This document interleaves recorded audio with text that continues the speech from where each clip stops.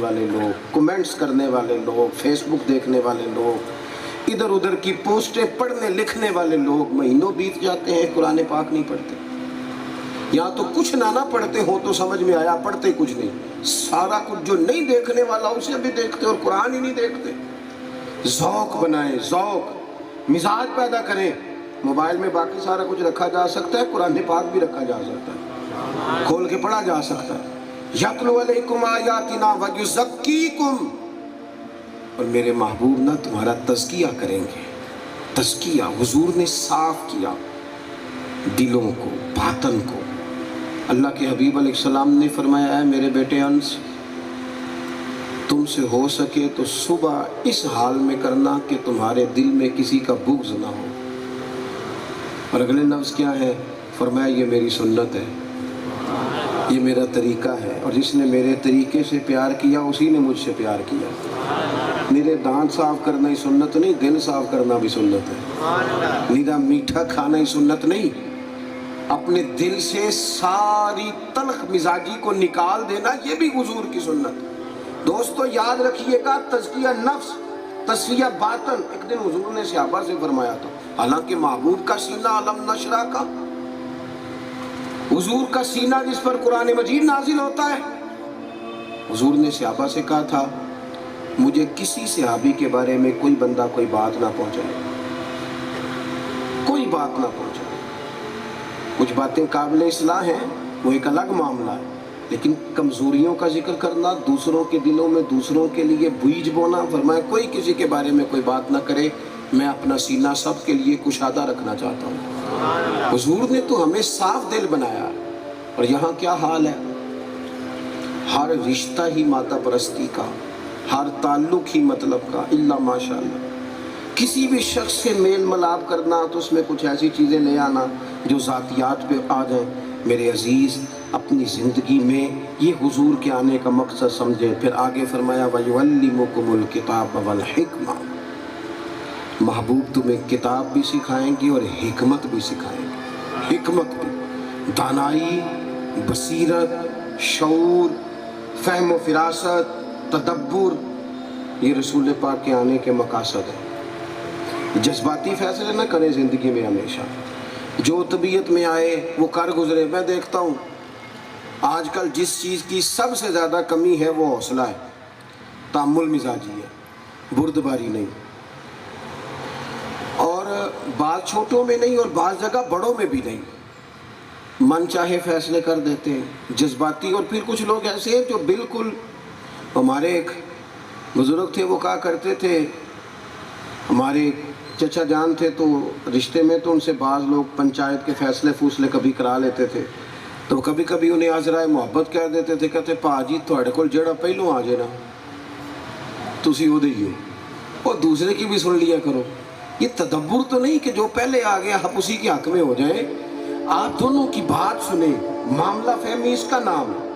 آپ غور کریں کہ یہ ایک شخص تو جب بھی بات کرے گا وہ ظاہر ہے اپنے حق میں دلائل دے گا، تدبر کے ساتھ، فہم کے ساتھ، علم کے ساتھ، بردباری کے ساتھ. یہ حضور کے آنے کے مقاصد ہے.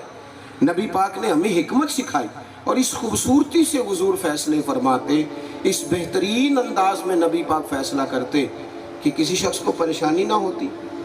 لیکن آج ہماری کیفیت یہ ہے کہ ہمارے فیصلے جذباتی ہیں، اور بہت ساری جگہوں پہ محبت غالب آتی ہے. ہم میرٹ نہیں دیکھتے، محبت دیکھتے ہیں. ان لوگوں کے سپرد بھی چیزیں کر دیتے ہیں جو کر نہیں سکیں گے، تباہ کر دیں گے. لیکن ہماری چونکہ محبت ہوتی ہے، محبت دیکھتے ہیں، میرٹ نہیں دیکھتے. ہمیشہ تدبر سے، فہم سے، فراست سے، علم سے.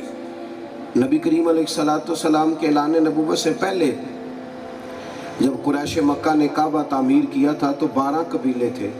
اب وہ مل کے کعبہ تو بنا لیا، تو حجر اسود کی تنصیب کرنا تھی، حجر اسود کو لگانا تھا. اس پر رائے کا اختلاف ہو گیا. اب ہر قبیلہ کہتا ہے ہم لگائیں گے، ہم لگائیں گے.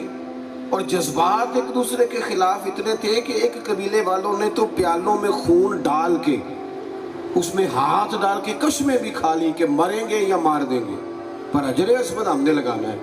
ان معاملات میں بھی بڑی آزمائش ہو جاتی. اب اچانک کسی کے دل میں بات آئی، کہنے لگے لڑو نہ، یہاں انتظار کرو، کل جو شخص سب سے پہلے حرم کعبہ میں داخل ہو اسی سے فیصلہ کرا لیں گے۔ قسمت دیکھو، سب سے پہلے رسول پاک تشریف لائے۔ اب سب خوش ہو گئے، یہ تو سادے پر امین ہے۔ اذان ہو رہی ہے، میرا خیال اذان سنیں گے۔ کو سمیٹنے لگا ہوں تاکہ آپ حضرات جا کے جماعت کے ساتھ نماز ادا کر سکیں۔ تو وہ جب سرور کائنات صلی اللہ تعالیٰ علیہ وسلم تشریف لائے، اب سب مطمئن ہو گئے۔ اب یہ بھی ایک معاملہ تھا کہ اتنے سارے قبیلوں میں حجر اسود کون اٹھا کے رکھے گا، تو اتنی حکمت سے حضور نے فیصلہ فرمایا۔ نبی کریم نے اپنی چادر کو بچھایا اور حجر اسود کو اٹھا کے اس میں رکھا اور فرمایا اس چادر کے کونے سارے قبیلے پکڑ لو۔ وہ سب نے کونے پکڑ لی اور حجر اسود کو خانہ کعبہ تک لے گئے۔ محبوب نے اٹھا کے اندر رکھ دیا، لڑائی ختم ہو گئی۔ تدبر کے ساتھ، ایک تو میں عرض کروں گا، جو بڑے ہیں نا، بڑے، وہ کبھی فریق نہ بنے۔ خاندان کے بڑے، قبیلوں کے بڑے، اداروں کے بڑے کبھی فریق نہ بنے۔ وہ اپنے آپ کو بڑا رکھیں، حکمت والی زندگی گزاریں، دانائی والی۔ اگر جب کوئی بڑا آدمی فریق بن جاتا ہے نا کسی بھی ایک مسئلے میں، گھر کے، قبیلے کے کسی مسئلے میں، تو دوسروں کو نقصان ہوتا ہے، اس سے لوگ ٹوٹتے ہیں۔ وہ اقبال نے کہا تھا کہ کوئی کارواں سے ٹوٹا، کوئی بدگماں حرم سے، کیونکہ میرے کارواں میں نہیں خوب دل نوازی۔ یہ جو بڑا ہے نا، اسے دل نوازی نہیں کرنی آئی تو لوگ ٹوٹ گئے۔ تھوڑا سا نا حلم کے ساتھ، بردباری کے ساتھ معاملات کو دیکھیں۔ اور آگے فرمایا وَيُعَلِّمُكُم مَّا لَمْ تَكُونُوا تَعْلَمُونَ، میرے محبوب تمہیں وہ سکھانے آئے ہیں جو تم جانتے نہیں تھے۔ دنیا میں جو ہم نہیں جانتے تھے اور جان سکتے بھی نہیں تھے، وہ سارا کچھ ہمیں رسول پاک نے سکھایا ہے۔ آداب زندگی سے لے کر آخرت میں جنت اور دوزخ کے فیصلوں تک ہر چیز کے اسباق ہمیں نبی پاک نے پڑھائے۔ ہم نے آہستہ آہستہ یہ کیا ہے کہ چونکہ دینی معلومات مفت ملتی تھی، جگہ جگہ بورڈ لگے ہوئے تھے، ہر جمعے میں خطبہ ہوتا تھا، وہ قوم جو 10-10 ہزار روپے دے کے موٹیویشنل اسپیکر سے سیٹ بک کراتی ہے، وہ جمعے والے دن وقت پہ جمعہ پڑھنے نہیں جاتی۔ جن کو جہاں سے سارا کچھ ملنا تھا اس طرف رغبت نہیں ہے۔ کتاب و سنت کے جو علوم ہیں نا، کتاب و سنت کے جو علوم ہیں، وہ انسان کی ظاہری اور باطنی تربیت کے لیے بہت کافی ہے۔ صرف یہ کہ ہم وہاں سے اپنی تربیت لیں، ہم عملی زندگی میں ان کو نافذ کریں۔ مجھے بتائیے، ایک حدیث پاک ہے اور سب کو آتی ہے، اگر اس پر عمل کر لیا جائے نا تو پورے کا پورا ملک امن، محبت اور پیار کا گہوارہ بن سکتا ہے۔